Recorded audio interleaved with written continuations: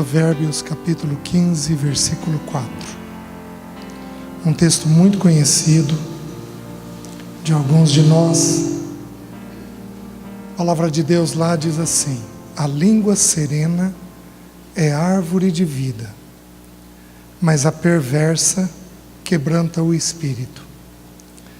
A língua serena é árvore de vida, mas a perversa quebranta o espírito. Minhas irmãs, eu vou dar uma palavra hoje para vocês, agora à noite, que muito possivelmente eu não vou continuar amanhã de manhã. Amanhã de manhã eu quero, nas outras, amanhã e domingo, abrir uma sequência de textos bíblicos com vocês, que trata especificamente do papel de vocês, do que Deus aguarda de uma mulher, seja ela casada, solteira, esteja ela na condição de filha ou não. Então, muito possivelmente, amanhã de manhã nós vamos entrar numa outra sequência de textos, mas eu tenho no meu coração partilhar com vocês uma porção das Escrituras a respeito de um problema que toca todos nós. Toca, às vezes, de um jeito especial, e a Bíblia faz uma exortação a isso, toca de um jeito especial as mulheres. Mas esta é uma luta que tanto homem quanto mulher tem. A minha ênfase não vai ser na língua, mas nós vamos passar pela língua. A minha ênfase vai ser no relacionamento nosso com o Espírito Santo de Deus. Nós precisamos entender uma coisa: Deus Pai habita os céus dos céus. O Senhor Todo-Poderoso, o Jeová, aquele grande eu sou, Ele habita nos céus. Jesus, quando Ele morreu, e Ele passa aqueles 40 dias aqui, entre os seus, falando aos seus a respeito das coisas concernentes ao reino de Deus, o texto de Marcos diz que Ele foi recebido à destra de Deus, e Ele se assentou à destra do Pai. Então o Pai habita os céus, o Senhor habita os céus, e Jesus habita assentado à direita dele. Por algum motivo, os estudiosos nos dizem que o assentar significa uma obra consumada. Quando você se assenta, é um sinal de que você completou aquilo que era para fazer. Você limpa a sua casa, você termina o seu trabalho, você chega no final do dia e se assenta em casa, porque você completou aquilo que era para ser feito. O Senhor Jesus completou tudo aquilo que nós tínhamos necessidade. No livro de Atos, capítulo 7, quando Estevão vai ser apedrejado, ele levanta os olhos e ele vê a glória de Deus. E vê o Senhor Jesus de pé, ao lado do Senhor. Por algum motivo, o Senhor estava assentado e agora ele está de pé. Talvez para receber Estevão. Louvado seja o nome do Senhor. Já pensou ser recebido pelo próprio Senhor? Louvado seja o nome do Senhor. É uma coisa maravilhosa. Porém, o Deus que faz habitação em nós é o Espírito Santo de Deus. Ele é o Deus que veio sobre os nossos corações e nos selou. Ele não pode ser removido, porque um selo, a Bíblia usa símbolos, e através desses símbolos a Bíblia explica princípios. Quando um rei selava uma carta, aquela carta estava selada, era daquele rei, aquele selo não era removido. O Espírito Santo de Deus, ele não pode ser removido dos nossos corações. Porém, esse Espírito Santo que habita em nós, ele pode ser entristecido ou ele pode ser apagado. Ele nunca é tirado. Porque ele é o penhor da nossa herança, como nos ensina o texto bíblico. Então ele é a garantia de que nós subiremos ao céu na volta do Senhor. Então todos aqueles que nasceram de novo, que têm uma experiência de convicção com o pecado, eu sou pecador, e não há salvação para mim fora da pessoa de Jesus. Ele é o mediador entre eu e Deus. Todos aqueles que foram tomados por essa convicção, nascem de novo, e o Espírito Santo vem fazer habitação sobre nós. E este Espírito, então, é o Espírito com o qual nós precisamos agora nos relacionar. Esse Espírito, ele representa o Filho. Então, Jesus habita dentro de nós, na pessoa do Espírito. O Pai habita dentro de nós, na pessoa do Espírito. Porém, é com o Espírito que nós vamos nos relacionar. E eu gostaria, já eu vou fazer isso, de abrir um texto bíblico que nos ajuda a compreender a nossa relação com o Espírito Santo de Deus. Então, a nossa eficácia ao conversar com um filho está diretamente ligada à maneira pela qual o Espírito Santo está dentro de mim. A minha eficácia ao conversar com um marido está diretamente relacionada à maneira pela qual o Espírito Santo de Deus está fazendo habitação dentro de você. Ele habita em você se você nasceu de novo. Porém, ele está de que forma em você? Ele está cheio em você? Ele está transbordante dentro de você? Ele está entristecido dentro de você? Ele está apagado dentro de você? Dependendo da maneira pela qual nos relacionamos com o Espírito Santo de Deus, temos uma obra mais efetiva ou não. Porque o Senhor Jesus prometeu que Ele precisaria ir e que quando o Espírito viesse, obras maiores seriam feitas. O Espírito anseia por produzir sinais, prodígios, maravilhas, transformações através de nós nas pessoas que nos cercam. O Espírito anseia que nós sejamos mudados, mas que não apenas nós sejamos mudados, nós estejamos tão cheios dEle, tão cheios da presença dEle, do poder dEle, da graça dEle, da misericórdia dEle, do companheirismo dEle, que quem a gente toca, os nossos, são tocados por esse poder, por essa graça, por essa misericórdia, por esse companheirismo. É o Deus que se faz presente dentro de nós. E com esse Deus nós temos que ter uma relação. Eu não abram ainda, porque não é o texto que eu quero trabalhar com vocês. Eu vou apenas citá-lo. O Senhor Jesus, em Lucas capítulo 11, ele entra numa sequência falando a respeito de oração. E ele vai trabalhando várias parábolas a respeito de oração. Até que ele vai terminar o capítulo e ele vai dizer assim: pedi e dar-se-vos-á, buscai e achareis, batei e abrir-se-vos-á. Pois todo aquele que pede recebe, todo aquele que bate é aberto, e todo aquele que busca encontra. Pois qual de vós é o pai que, se o filho lhe pedir um peixe, vai dar em lugar de um peixe um escorpião? Ou se lhe pedir um ovo, vai dar em lugar de um ovo uma serpente? E aí preste atenção, ele está falando sobre pedir, buscar e bater. Pedir, buscar e bater. E nós fomos ensinados em partes, equivocadamente, que se pedirmos, buscarmos e batermos, Ele vai fazer.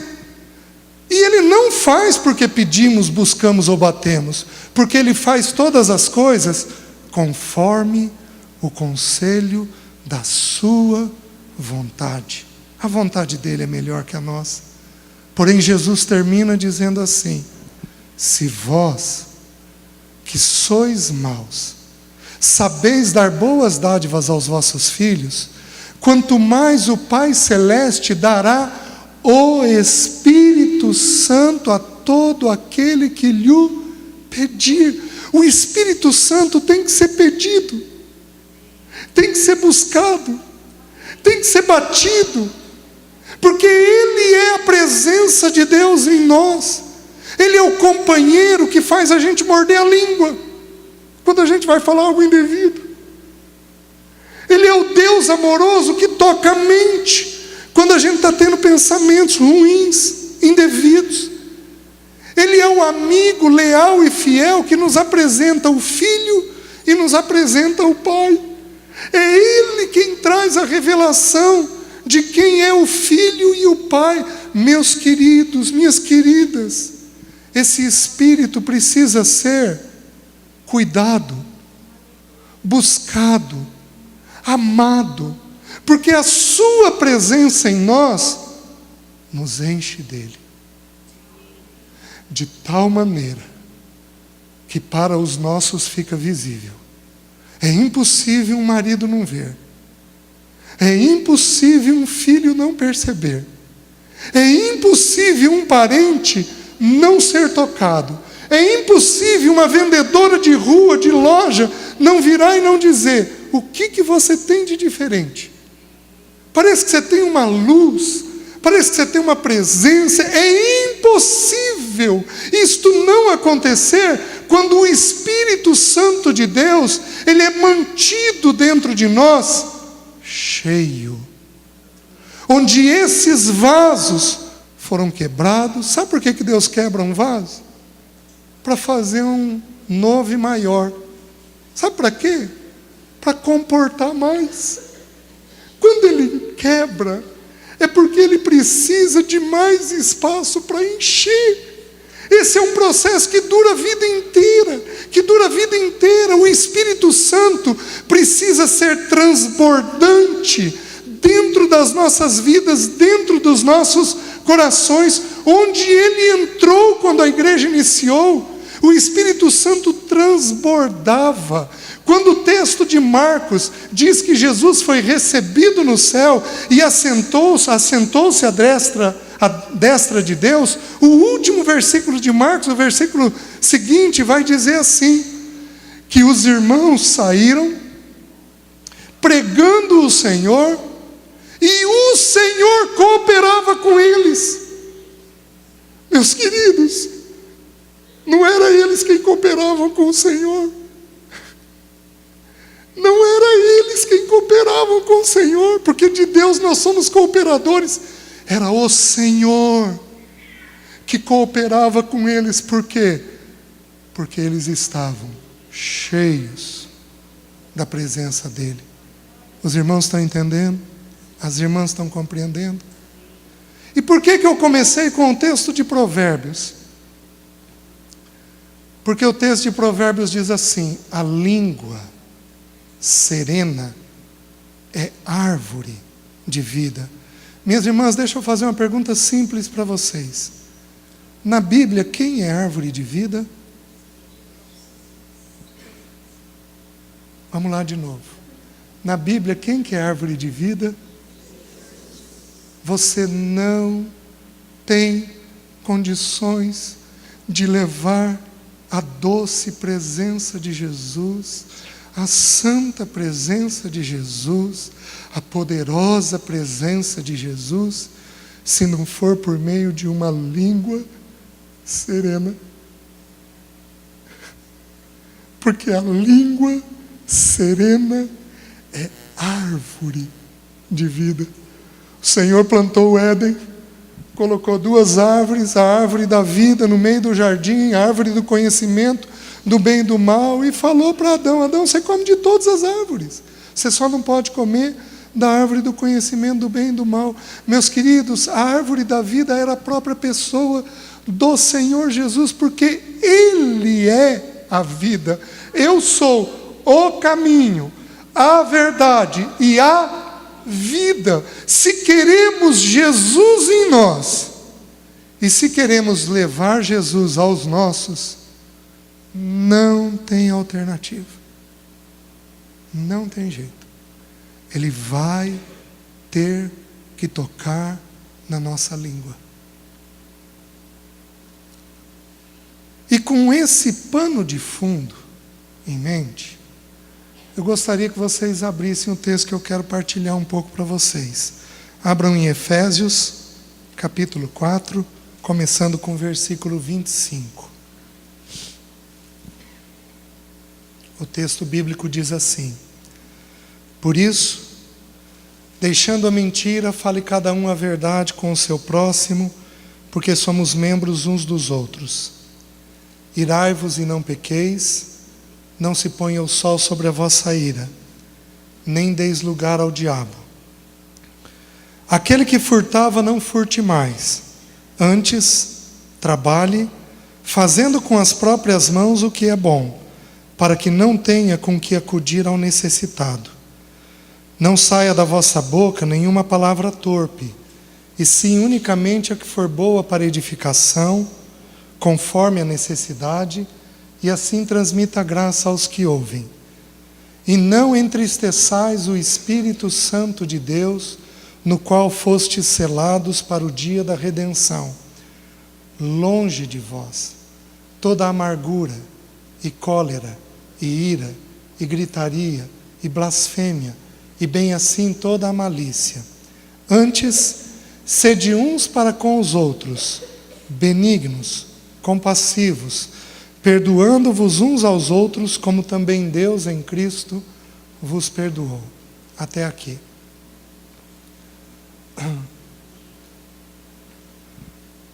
Esse texto é um sanduíche. Existem alguns textos na Bíblia que eles são colocados como sanduíches. Romanos 6, 7, 8. O Salmo 22, 23 e 24. O Salmo 22 é Jesus na cruz. O Salmo 23 é o do bom pastor. O Salmo 24 é de Jesus como rei. Isso precisaria ser ensinado para os homens. Porque nós queremos ser reis, Salmo 24, sem sermos pastores, Salmo 23. E queremos ser pastores sem sermos homens que vão para a cruz, no Salmo 22. Então é um texto próprio para nós homens. Porém, quem está reunido são as meninas. Então é para as meninas que nós vamos estudar. Esse texto ele é um sanduíche, por quê? Porque o versículo-chave é o versículo 30.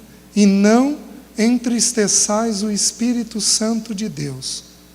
Nos versículos anteriores, nós temos textos ligados a pecados. É uma lista de pecados. Nos textos posteriores, nós temos novamente uma lista de pecados. São textos ligados basicamente a pecados. E minhas irmãs, com exceção de um pecado, no versículo anterior, todos os textos estão ligados à língua. Todos os textos, versículos posteriores, estão ligados à língua. Só que eu preciso explicar algo sobre o versículo 30. O que significa a palavra entristecer? Literalmente, ela significa tornar triste, fazê-lo receoso. O Espírito Santo de Deus fica receoso. Uso ou não uso? Trabalho ou não trabalho? Revelo ou não revelo? O que ela vai fazer se eu revelar? como que ela vai agir se eu abrir uma porção das Escrituras para ela e revelar algo no entendimento dela? Tornar alguém preocupado. Só que o que pesa não é isso. O que eu vou falar para vocês eu ouvi esse ano. Existe uma regra de interpretação das Escrituras, antiga, que a gente estuda. É uma regra que diz o seguinte: toda vez que uma palavra é usada pela primeira vez na Bíblia, aquela palavra, aquele sentido que foi usado aquela vez, é mantido ao longo de toda a Escritura. Vou dar para vocês um exemplo. A primeira vez que aparece a palavra amor na Bíblia, Gênesis 22:1. Abraão, dá-me teu filho, teu único filho, a quem amas, vai-te à terra de Moriá e oferece ali em sacrifício. Então, a primeira vez que a palavra amor foi mencionada, foi em qual contexto? O pai entregando o filho. Então, amor na Bíblia significa o quê? O pai entregando o filho. 1 João, capítulo 4, confirma isso para nós, porque o texto diz assim: nisto consiste o amor, não em que nós tenhamos amado, mas em que Ele nos amou e entregou o seu Filho como propiciação pelo nosso pecado.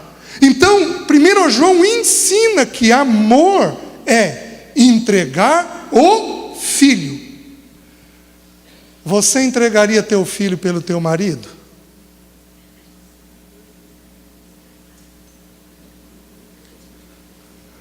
Pelo marido a resposta é simples, né? Você entregaria teu filho pelo outro filho? Você entregaria o teu filho por alguém que abusou dele? Esse é o amor de Deus. Ele não morreu por gente boa. Ele morreu por gente complicada, pecadora, com um coração terrível. Meus queridos, há uma profecia no livro de Jeremias que diz que quando a cidade fosse invadida por Nabucodonosor, a cidade seria cercada, ela passaria por um cativeiro, não teria água, não teria comida. Diz que, é um texto sobre as mulheres, diz que a mais delicada entre as mulheres, que de tão delicada não colocaria a planta do seu pé no chão, diz que essa mulher comeria a carne do seu filho. Nós só não pecamos mais porque a gente tem recebido muita graça de Deus. Porque se não fosse isso, onde o nosso coração pararia? Só que a palavra tristeza, quando aparece pela primeira vez na Bíblia, tem um sentido muito curioso. É isso que eu ouvi esse ano, nunca tinha ouvido antes. O irmão partilhando, ele falou que os estudiosos, alguns estudiosos, compreendem que a primeira menção se aplica à tristeza do Espírito Santo de Deus. Qual foi a primeira menção? A primeira vez que aparece, se não me engano, não abram, é Gênesis 42, se não me engano, versículo 38. Lá diz assim: os irmãos de José vão até José, José manda eles de volta, e um deles fica preso, e José diz assim: eu deixarei sair esse, desde que vocês me mandem o mais novo, que era irmão de sangue dele. E Benjamim. E o pai, quando ouve isso, diz: Benjamim não vai, Benjamim não vai, Benjamim não vai. Até que acaba a comida, e os outros filhos de Jacó dizem: pai, todos nós vamos perecer. Pai, se o Benjamim não voltar, o senhor pega os meus filhos. Eu entrego minha vida no lugar de Benjamim. E aí, Jacó diz assim: um filho meu é morto, e o outro não morrerá também. Porém, não há o que fazer. Então, se eu perder o meu filho, em tristeza eu descerei à minha sepultura. Sabe o que significa a palavra tristeza? Um pai sepultando o seu filho. O contexto agora não é o pai entregando o filho no amor. A tristeza é o pai sepultando o seu filho. Me dá uns minutinhos. Imagina uma cena de velório. Meus queridos, eu não perdi nenhum filho. Mas eu tenho nas minhas sobrinhas filhas. E eu perdi uma sobrinha filha 1 ano atrás.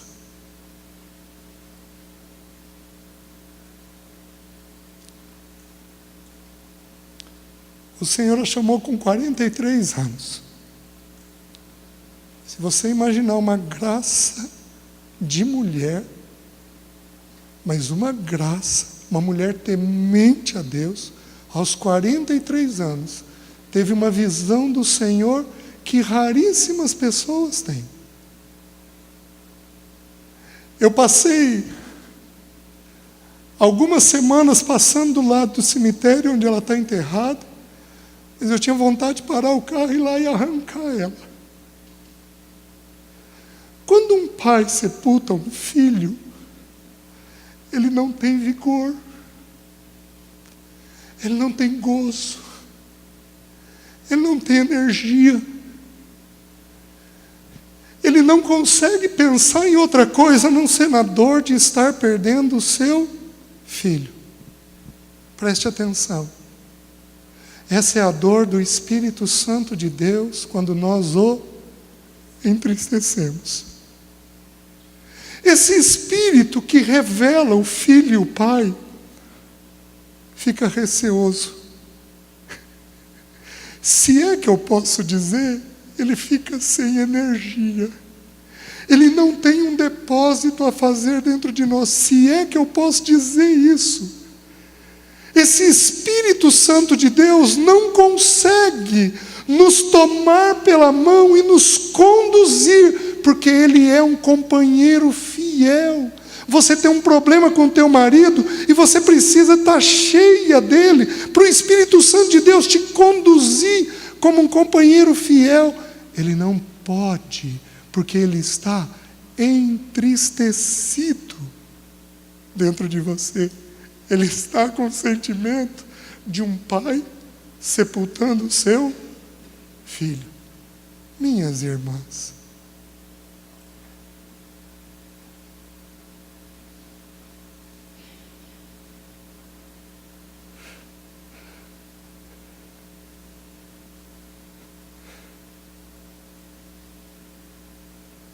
eu vi um estudo esses dias sobre resgatar a glória de Deus, trazer de volta a glória de Deus. Sabe quem trouxe, quem iniciou a volta da glória de Deus na nação de Israel, quando Israel se perdeu no livro de Juízes? Ana, uma mulher. Teve Samuel. Em Samuel, a glória de Deus foi-se. Lembra do neto de Eli quando nasceu? E acabou. Foi-se a glória de Israel. A presença de Israel, a força de Israel foi embora.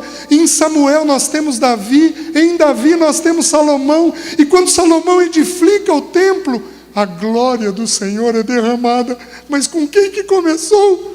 Com uma irmã, com uma mulher de joelho no chão, em oração, trazendo a glória do Senhor na nação. Para nós trazermos a glória do Senhor, o Espírito Santo de Deus não pode ser entristecido.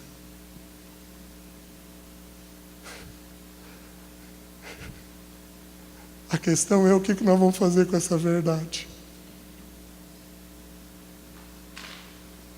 Nós vamos sair daqui exultantes, alegres, ouvimos uma palavra, louvado seja o nome do Senhor, Ou nós vamos acatar esta palavra com tristeza, com vergonha,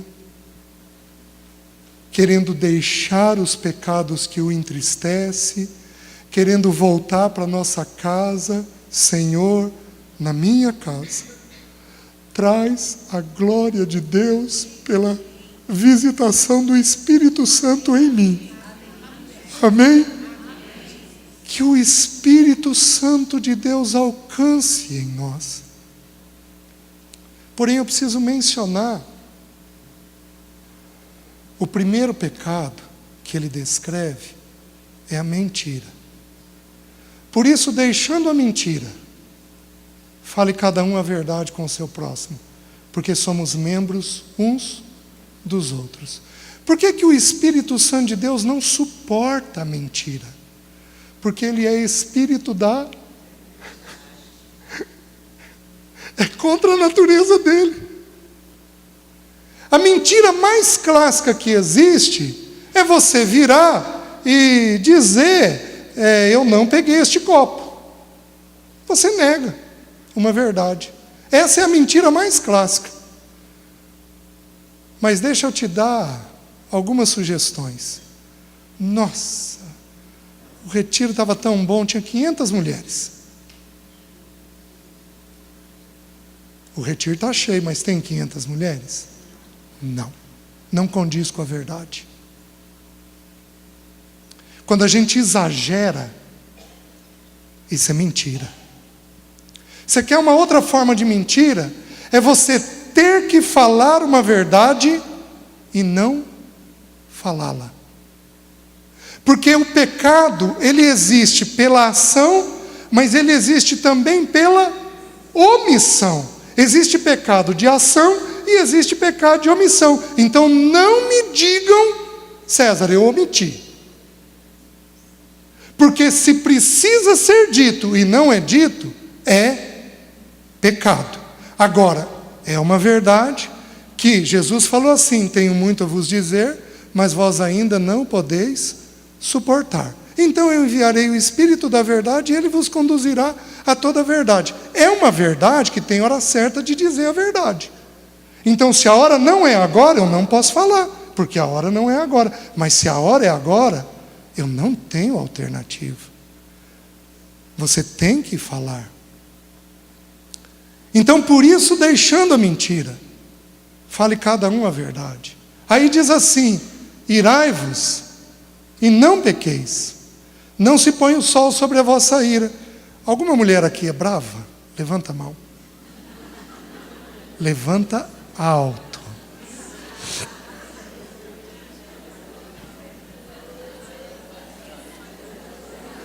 Certo? Isso. Tem gente levantando as duas. Graças a Deus, isso mesmo. Vamos confessando o pecado. Alguma mulher aqui é perfeccionista, é rígida? Levanta a mão alto. Então aí outras que são bravas.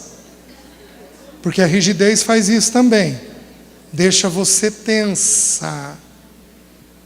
Existe uma ira que não consiste em pecado. Eu não vou trabalhar muito a ira, porque eu vou falar sobre ela já já. Existe uma ira que não consiste em pecado.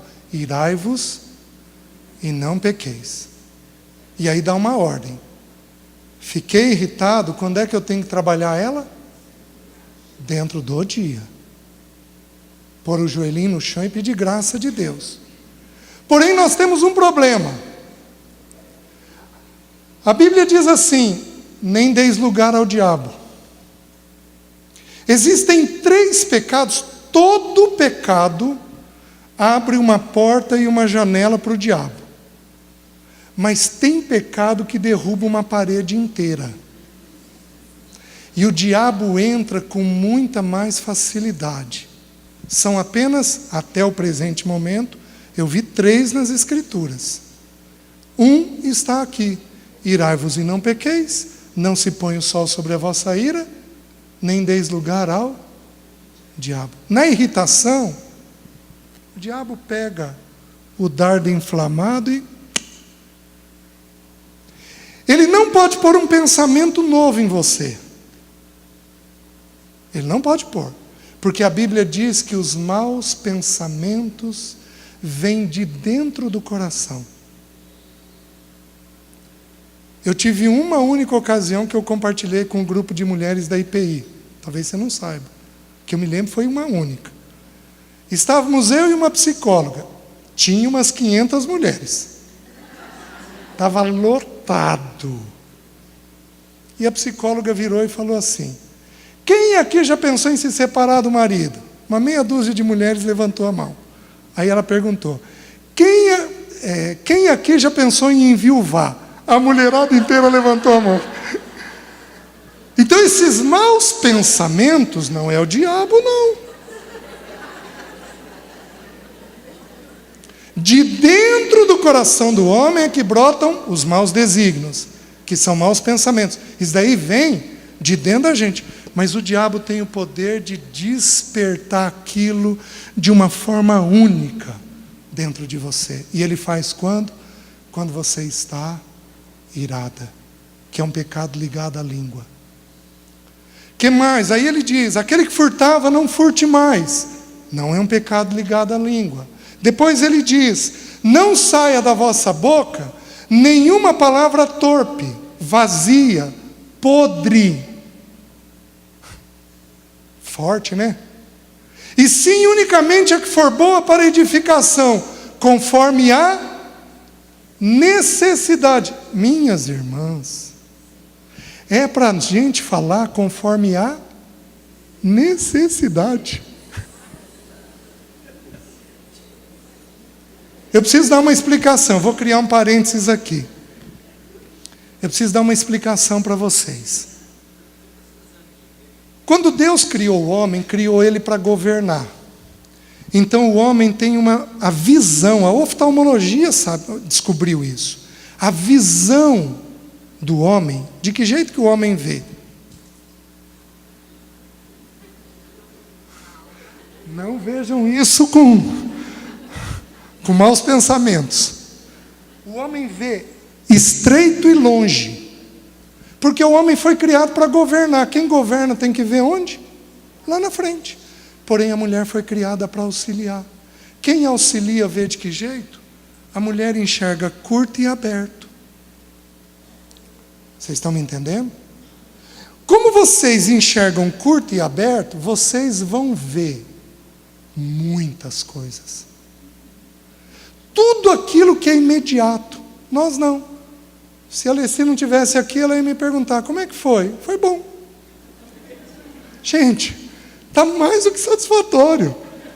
Para uma mulher, ela precisa saber: mas quem estava? Quem que você cumprimentou? Você conversou com alguém? E tal fulana estava lá? Mandou o abraço que eu falei para você dar nela? Por que mulher tem muito detalhe? Porque a visão dela para auxiliar tem que ser assim. Ela tem que enxergar curto e aberto. Então a mulher enxerga 30 coisas ao mesmo tempo. E aí vocês se afogam em 6 centímetros d'água. Por quê? Porque a visão, vocês estão vendo muita coisa. Aquilo sobrecarrega. Como vocês veem muita coisa, a ciência descobriu o seguinte: vocês falam cerca de 15.200 palavras por dia. O homem fala um pouco menos do que isso, fala 7.000 por dia. É natural uma mulher falar mais? É. Isso é condenável nas Escrituras? Não. Porém, o texto bíblico está dizendo uma verdade muito simples. Está dizendo que é para falar segundo a necessidade. E assim transmita graça aos que ouvem. Não apenas você vai falar apenas dentro da necessidade. Você vai falar dentro da necessidade, mas você vai falar com uma língua graciosa. Oi, querido. Oi, meu bem. O que você precisa? Sabe por que você vai falar com graça? Porque o Espírito Santo que habita dentro de você é espírito da graça. Você não pode, mas Ele em você pode. Amém? Você não tem condições de alcançar isso, como eu não tenho condições de alcançar isso. Mas cheio dele, nós podemos alcançar isso. Por isso, o que nós vamos fazer? Nós não vamos entristecê-lo. Aí ele diz assim: e não entristeçais o Espírito Santo de Deus, no qual fostes selados para o dia da redenção. Aí ele diz: longe de vós. Tem que ter pecado que nós vamos ter uma atitude firme, séria e determinada de estar longe dessas coisas.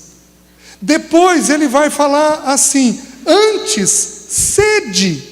Sabe o que significa a palavra sede no original? Traz à existência o que não existe.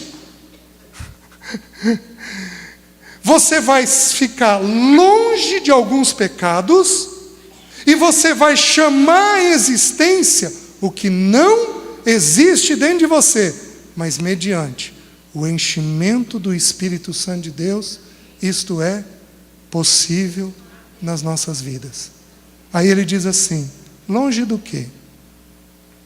Amargura, cólera, ira, gritaria, blasfêmia e bem assim toda a malícia. Eu preciso explicar isso para vocês. Por algum motivo, o Espírito Santo de Deus colocou a ordem do mais grave para o mais simples. Ele começa com a amargura. Nós só temos 2 textos nas Escrituras, no Novo Testamento, desculpem, que falam do pecado da amargura. Efésios 4 e depois Hebreus capítulo 14, desculpem.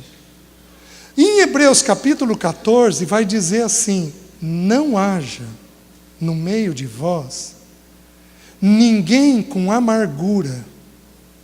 Antes vocês retirem a raiz da amargura, para que ela, ao brotar, não te contamine e contamine quem estiver perto de você. A amargura é um pecado gravíssimo nas Escrituras, e é um pecado de ponta final de corda. Você não cai nele rapidamente, mas uma vez que você cai nele, é dificílimo de sair dele. Porque o texto de Hebreus 14, depois vocês podem ler, a partir do versículo 15 lá, ele vai dizer que não haja no nosso meio ninguém como Esaú, que foi profano.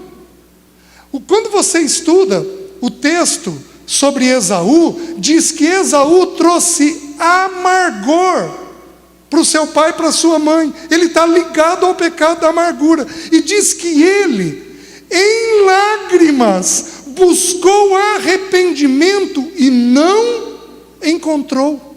Ele não alcançou arrependimento, apesar dele chorar. Ele chorava copiosamente, sofrendo com aquele pecado, mas ele não conseguia retornar atrás. Por quê? Porque a amargura, ela contamina todo o teu ser. A amargura é um pecado onde você ficou fixado em alguém ou em alguma história. E daí, viu fulano? Não me fala de fulano. E aí você conta toda a história de fulano. 2 dias depois você encontra outro irmão. E daí, viu fulano? Como é que ele está? Te digo nada de fulano. E aí diz tudo aquilo a respeito do fulano. E aí a tua mente não desliga do fulano, não desliga da história, não desliga da mágoa, da tristeza, da dor, do sofrimento que você está tendo. Isso pode acontecer com maridos, com filhos. Você pode estar tão doída, que você não consegue mais sair daquilo. Você não consegue parar de pensar a respeito daquilo. Eu sempre achei que eu tive muita facilidade com perdão, até que eu fui ferido de um jeito que eu nunca considerei ser ferido. Tentei tratar, não consegui. 3 meses depois tive pneumonia. Nunca tive pneumonia na vida. Depois que tive pneumonia, pus o joelho no chão e comecei a procurar o Senhor. E aí o Senhor me visitou algumas semanas depois numa ceia. E aquilo foi tirado do meu coração. Só que a Bíblia ensina que a amargura, ela tem que ser retirada pela raiz. E, do meu entendimento, o texto mostra qual é a raiz da amargura. Porque o último pecado, que é o primeiro que eu vou trabalhar com vocês, ele diz assim: longe de vós, amargura, cólera, ira, gritaria, blasfêmia, e bem assim toda a malícia. Sabe o que significa malícia? Eu estou falando do que entristece o espírito. Sabe o que significa malícia nas Escrituras, no grego? O desejo de injuriar. O desejo de falar dos outros. Minhas irmãs, eu vou dizer uma coisa. Tem muitas irmãs aqui que eu conheço. Louvado seja o nome do Senhor pela vida de vocês. Mas eu vou dizer uma coisa, eu conheço muito bem a realidade de Maringá. Parece que em Maringá o esporte preferido na igreja é falarmos uns dos outros.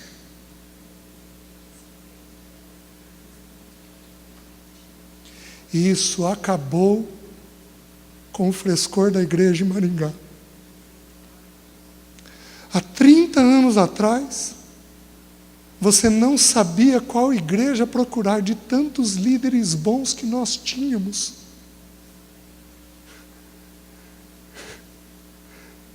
Então, se há um pecado que precisamos pôr o joelho no chão e pedir perdão a Deus, é porque falamos dos nossos líderes, falamos dos irmãos, falamos dos casais, falamos das famílias, falamos dos nossos maridos para os nossos filhos, falamos indevidamente dos nossos filhos para os outros, falamos de um filho contra o outro filho, e isso entristece o Espírito Santo de Deus dentro de nós, rouba o vigor de Deus, a tal ponto do Espírito poder ser apagado dentro de nós, e a glória de Deus simplesmente vai embora. Não temos mais reuniões com o poder de Deus, não temos reuniões numa adoração em que parece que o céu abriu, não temos corações quebrantados, não temos confissões de pecados, mas temos uma disputa abestalhada no nosso meio de quem é mais quem. Isso por quê? Porque falamos uns dos outros. Uma pessoa entre nós pode falar do outro. Quem é? É aquela que tem autoridade para tratar aquele pecado. A Silvia pode falar do Vanderlei. Ela pode chamar, tem isso e isso acontecendo. Por quê? Porque ela tem autoridade, ela foi colocada como auxiliadora dele.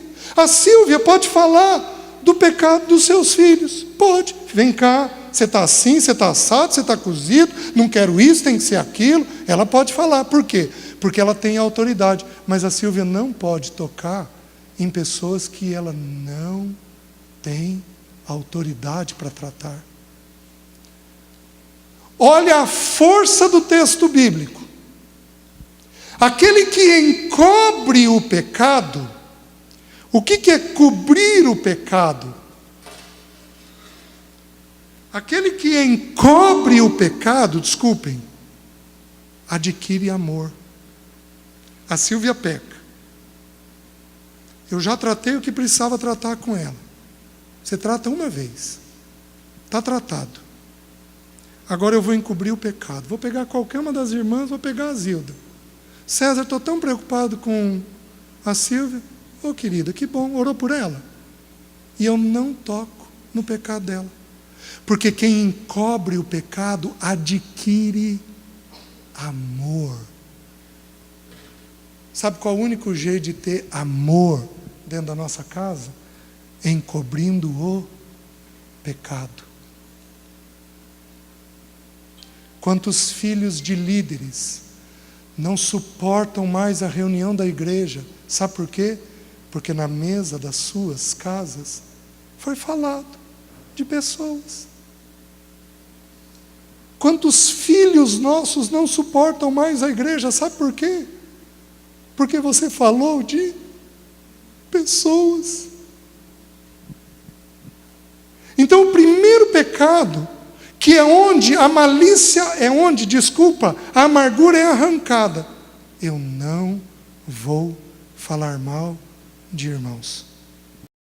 Você quer ter o coração cheio do Espírito? Para o Espírito poder te usar no que nós vamos ouvir a partir de amanhã? Você precisa ter longe de vós esse pecado teu. E aí ele diz assim, a blasfêmia. A blasfêmia é uma palavra interessante. É um discurso contra o bom nome de alguém. Então, enquanto na malícia você vai falar mal, na blasfêmia você dá um rosto. E você fala coisas que não são verdades a respeito daquela pessoa. Minha irmã, você estava presente? Você ouviu? Você viu? Por que você está falando? O que é blasfemar? É falar de uma pessoa e de uma situação que eu não convivi. Mas não. Estou compartilhando para a gente orar.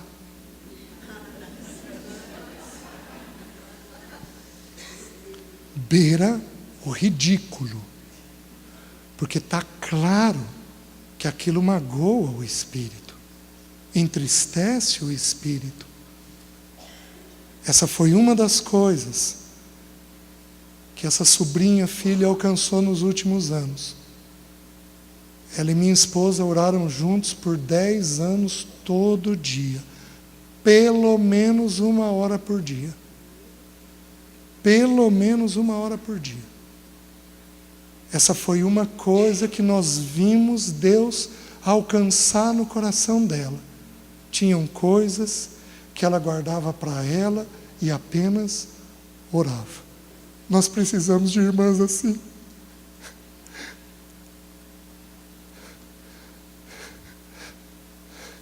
Nós precisamos de irmãs assim. Nós precisamos de irmãs graciosas, amorosas, dóceis, gentis, fiéis. Nós precisamos de irmãs que mordam a língua, que saibam segurar, que não caiam em pecado indevidamente. Nós precisamos de irmãs com confiança, com segurança. Teus filhos, teus sobrinhos precisam de você. Eles precisam ver um bom testemunho em você. Eles têm que ter um lugar para ir, um porto seguro para estar. Nós precisamos que irmãs sejam levantadas no nosso meio, para que a igreja de Deus possa ser edificada. Que o Senhor encontre isso em nós, longe de nós. Não apenas isso. Gritaria. Quem aqui grita? Levanta a mão, por favor. E alto. Assim, com uma confissão.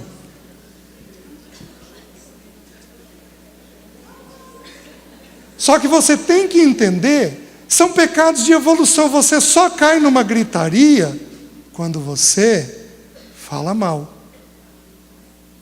quando você pensa mal, quando você põe um rosto e fala de coisas que você não viu e não sabe.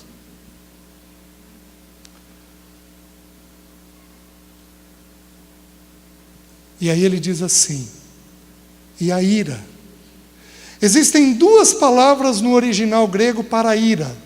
Uma significa ergos, outra é thumos. Ergos é aquela ira diária que nós temos. Você fica insatisfeito e thumos é aquela ira mortal. Esta mata. As duas palavras são usadas aqui. A primeira vez que a palavra tumos, que é uma ira mais forte, foi usada no Novo Testamento, foi quando Herodes ficou raivoso, ficou irado, porque os magos não passaram por ele para dizer onde Jesus estava. E ele então se levanta furioso, tumos, e manda matar todas as crianças de 2 anos para baixo. Meus queridos, tem algumas de nós aqui que temos essa cólera. O texto bíblico está dizendo assim: longe de vós, estou invertendo a malícia, o desejo de falar mal de alguém, a blasfêmia, eu falar de coisas que eu desconheço, falar de uma pessoa, a gritaria, eu começo a gritar, o próximo eu vou ficando irritado com aquela pessoa, e a próxima coisa é que eu fico encolerizado, eu pego e jogo coisas. Alguns de nós fomos tocados nesse pecado. Só uma irmã no nosso meio levantou a mão. Porém, assim, estou desconfiado que talvez não seja só isso. Pegar coisas, você pegar um filho, e eu estou falando com você. Isso daqui é tumos. Pegar pela orelha, dar beliscão. Alguém aqui belisca? É o mesmo pecado. É um pecado de cólera. Sabe o que isso faz com o Espírito Santo de Deus? Ele entristece. E a última coisa é que a gente cai na amargura, que é um pecado de um caminho muito difícil de voltarmos.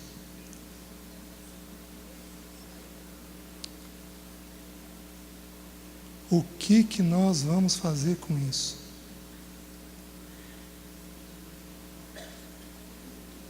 Posso dar uma sugestão? Apenas aquelas que entenderam o que foi partilhado e que têm condições de fazer isso. Vamos pôr o joelho no chão e vamos pedir perdão? E vamos pedir para o Espírito Santo começar a nos encher? Vamos fazer isso? Espírito Santo de Deus, te pedimos perdão, porque nós temos te ofendido, quando mentimos, quando nos iramos, quando falamos palavras torpes, quando não temos uma língua serena, quando falamos mal de pessoas. Te pedimos perdão quando falamos de coisas que nós não convivemos, não ouvimos e que não são verdade sobre outros irmãos. Te pedimos perdão pela nossa gritaria, te pedimos perdão pela nossa ira, pela nossa cólera e pelo amargor que tem tentado entrar dentro dos nossos corações. Senhor, te pedimos perdão. E pedimos que o Senhor, no teu poder, na tua graça, nos visite. Pai, nos perdoa por tua fidelidade. Tem misericórdia dos lares, tem misericórdia dos nossos filhos, tem misericórdia dos nossos parceiros, dos nossos pais, porque nós temos pecado contra o Senhor e contra eles. Por isso, tem misericórdia. E, Senhor, nós pedimos com toda a humildade do mundo, enche-nos do teu Espírito. Enche-nos do teu Espírito, para que sejamos cooperadores e participantes contigo. Enche-nos do teu Espírito. É a minha oração, em nome de Jesus. Amém. Deus abençoe, minhas irmãs.